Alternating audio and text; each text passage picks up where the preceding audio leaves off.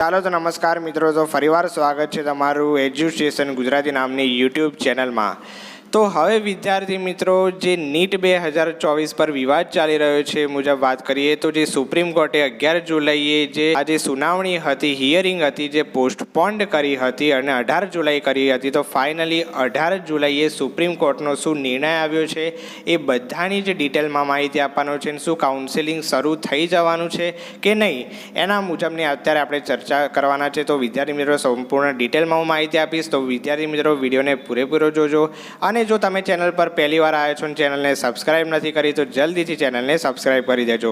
હવે વિદ્યાર્થી મિત્રો, તમને અહીંયા દેખાતું હશે બરોબર છે કે સુપ્રીમ કોર્ટે એનટીએ અને નીટ યુજી 2024ના પરિણામો 20 જુલાઈના રોજ બપોરે 12 વાગ્યા સુધીમાં તેની વેબસાઇટ પર અપલોડ કરવાનો આદેશ આપ્યો છે। યસ વિદ્યાર્થી મિત્રો, તો વિદ્યાર્થી મિત્રો, જે સુપ્રીમ કોર્ટ છે એની જે આ હિયરિંગ છે એ બહુ કલાકો સુધી ચાલી। તમને જેમ ખબર છે કે જે સવારે 10:30 વાગ્યાથી ચાલુ થઈ હતી અને છેક અત્યારે 4:45 એટલે કે જે 4 વાગ્યા સુધી ચાલી, 4:15 4:30 જે તમે કહો બરાબર છે। એ મુજબ જે ફાઇનલ ડિસિઝન આપ્યું છે સુપ્રીમ કોર્ટે એ એવું આપ્યું છે કે હજી જે સુનાવણી થવાની છે, અહીંયા લખ્યું છે વિદ્યાર્થી મિત્રો કે એ હવે સોમવારે થશે બરાબર છે। હવે ક્યારે થશે? અહીંયા 22 જુલાઈના રોજ આ સુનાવણી થશે। એટલે કે સુપ્રીમ કોર્ટે એનટીએને એવું કીધું છે કે તમારે ફરીથી રિઝલ્ટ પબ્લિશ કરવું પડશે। હવે ફરી રિઝલ્ટ પબ્લિશ કરવાનું એ માર્કના આધારે તો ખરું જ, પરંતુ એમાં સ્ટુડન્ટનું આઈડેન્ટિટી એટલે સ્ટુડન્ટનું નામ જે હશે, એનો એપ્લિકેશન નંબર હશે, એ રિઝલ્ટમાં સમાવેશ કરેલો હશે નહીં। એટલે કે આખું જે સેન્ટર વાઇઝ રિઝલ્ટ હશે એ આખું એનટીએની વેબસાઇટ પર જોવા મળી જશે। એટલે કે માત્ર સેન્ટર અને માર્ક્સના આધારે। તો સુપ્રીમ કોર્ટે કેમ એનટીએને આવું કીધું વિદ્યાર્થી મિત્રો? કારણ કે જે સેન્ટર પર વધારે માર્ક્સ હશે, જે સેન્ટર પર ધારો કે 720માંથી 720, 600 ઉપર વધુ જો માર્ક જતા હશે અને જો શંકાસ્પદ જે લાગશે બરોબર છે, તો ત્યારબાદ એ સુનાવણી થઈ શકશે કે શું કરવું, રીનીટ ન કરવી। હવે વિદ્યાર્થી મિત્રો, જો રીનીટ પર ચર્ચા કરવામાં આવે તો જે પટના અને હઝારીબાગ છે, તો વિદ્યાર્થી મિત્રો અહીંયા પેપર લીકના જે કેસ છે એ ખૂબ જ શંકાસ્પદ છે। એટલા માટે ત્યાં રીનીટ કરવી કે ન કરવી, થવી જોઈએ રીનીટ, એના પર હજી વિચારણા સોમવારે થશે 22 જુલાઈના રોજ। ત્યારબાદ વિદ્યાર્થી મિત્રો અહીંયા લખ્યું છે કે સુપ્રીમ કોર્ટે એનટીએને 20 જુલાઈના રોજ બપોર સુધીમાં નીટ યુજી 2024ના પરિણામોને તેની વેબસાઇટ પર અપલોડ કરવાનો આદેશ આપ્યો છે। જો કે તે નિર્દેશ આપે છે કે વિદ્યાર્થીઓની ઓળખ ઢાંકી દેવી જોઈએ। વિદ્યાર્થીઓ એટલે કે તમારું નામ જે હશે, એપ્લિકેશન નંબર હશે, એ નહીં દેખાય, માત્ર સેન્ટર અને માર્ક્સ જે છે એના એનટીએને રિઝલ્ટ અપલોડ કરવાનું કીધું છે। અને એવું કીધું છે કે મુખ્ય ન્યાયાધીશ જો કે કાઉન્સેલિંગ પ્રક્રિયા પર રોક લગાવવા માટે કેટલાક અરજદારોની મૌખિક અરજી માટે પ્રતિબદ્ધ નથી। સોલિસિટર જનરલે કોર્ટને જણાવ્યું કે 24 જુલાઈથી કાઉન્સેલિંગ શરૂ થવાની છે। એટલે કે 24 જુલાઈએ કાઉન્સેલિંગ શરૂ થઈ જાય એ પહેલાં, એટલે કે 22 જુલાઈએ જે તમારો ફાઇનલ ડિસિઝન હશે રીનીટ કરવી કે ન કરવી, કે તમારા તરફેણમાં શું ચુકાદો લાવવો, એ સુપ્રીમ કોર્ટ નિર્ણય 22 જુલાઈએ 10:30 પહેલાં આપી દેશે બરાબર છે। એટલે કે તમારી જે કાઉન્સેલિંગની પ્રક્રિયા છે એને અટકવા દેશે નહીં। એટલે કે કાઉન્સેલિંગની પ્રક્રિયા મિત્રો હવે ટૂંક જ સમયમાં શરૂ થવાની છે। એટલે કે 24 કે 25 જુલાઈ નિયર બાય એમસીસીની વેબસાઇટ પર પીડબ્લ્યુડીનું આવશે, એટલે હું તમને અપડેટ આપીશ। કાઉન્સેલિંગની પ્રક્રિયા જે છે એમસીસીની વેબસાઇટ પર જો નોટિફિકેશન આવશે એટલે તમને ખબર પડી જશે બરોબર છે વિદ્યાર્થી મિત્રો।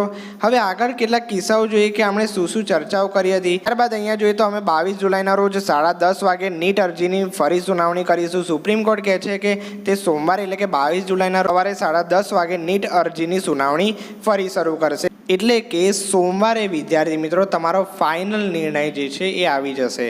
ત્યારબાદ સીજીઆઈ એવું કીધું કે અમે સોમવારે 10:30 વાગે ચાલુ રાખીશું, જેથી બપોર સુધીમાં અમને સમાપ્ત કરી શકીએ। હવે વિદ્યાર્થી મિત્રો, જ્યાં નીટ મુદ્દે જે અત્યારે ચર્ચા થઈ 18 જુલાઈ, એમાં કયા મેઇન મુદ્દે ચર્ચા થઈ એની અત્યારે જો વાત કરવામાં આવે તો પહેલાં તો તમને એ દેખાતું હશે કે ગવર્મેન્ટ સીટ આખા દેશમાં 56,000 રીલી છે। ત્યારબાદ પ્રાઇવેટ સીટની વાત કરીએ તો એ 52,000 રીલી છે અને ટોટલ સીટની વાત કરીએ તો એ છે 1,08,000। એટલે કે નીટમાં વિદ્યાર્થી મિત્રો હતા કેટલા? તો 24 લાખ સ્ટુડન્ટ હતા બરાબર છે। એમાંથી માત્ર જે મેડિકલને અપિયર હોય 1,08,000 બરાબર છે।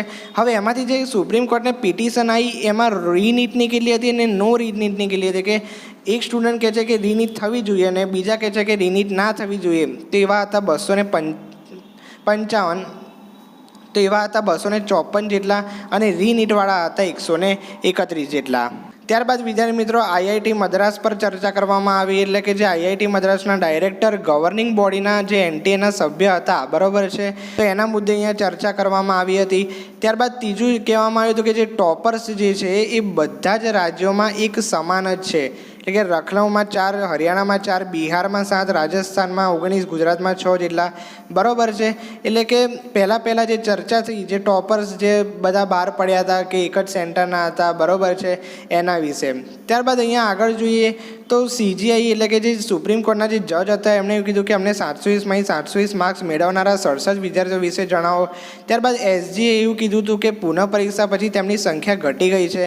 ત્યારબાદ જજે ફરી કીધું કે 1563માંથી 720 માર્ક્સ મેળવનારા કેટલા એવા જણાવો, અને એનટીઓ જવાબ આપ્યો કે માત્ર એ 44 હતા, એટલે કે એની સંખ્યા પછી ઘટી ગઈ, બરાબર છે. તો આ મેઇન મુદ્દા હતા, એમણે જણાવ્યું હતું. ત્યારબાદ મિત્રો જો મેઇન મુદ્દા પર ચર્ચા કરવામાં આવે તો જે સુપ્રીમ કોર્ટના જજ જે છે એમણે આ મુદ્દો સારો પકડ્યો હતો.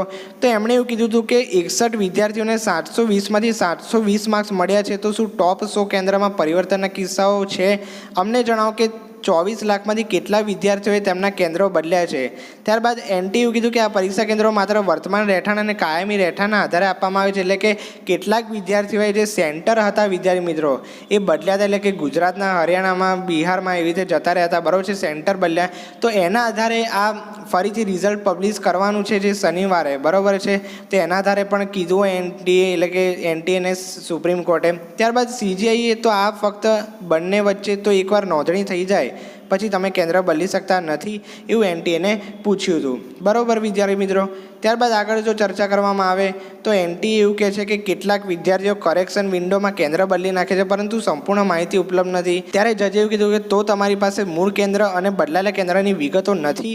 ત્યારબાદ એનટીએ જવાબ આપ્યો હતો કે હાલમાં આ ડેટા સિસ્ટમ મેળવી શકાતો નથી, બરાબર છે. એટલે કે એનટીએ પાસે જે આ જવાબ હોવો જોઈએ એ નહોતો, બરાબર છે, કે એની ડેટા જે છે કેન્દ્રની એ એનટીએ પાસે નહોતો. તો આના આધારે જે સુપ્રીમ કોર્ટ જે છે એ આ મેઇન મુદ્દા પર જે શનિવારે રિઝલ્ટ પબ્લિશ કરવાનું છે એના આધારે કીધું હશે. ત્યારબાદ અહીંયા જો જોવામાં આવે વિદ્યાર્થી મિત્રો, જો તમને દેખાતું હોય, જો વિદ્યાર્થી મિત્રો તમને અહીંયા દેખાતું હોય તો 700માંથી 720 માર્ક્સ મેળવનારા વિદ્યાર્થીઓ 2024માં 2321 છે. ત્યારબાદ 2023માં 350 જેટલા છે. તો વિદ્યાર્થી મિત્રો તમે અહીંયા જોઈ શકો છો કે ડબલ સંખ્યા થઈ જાય છે.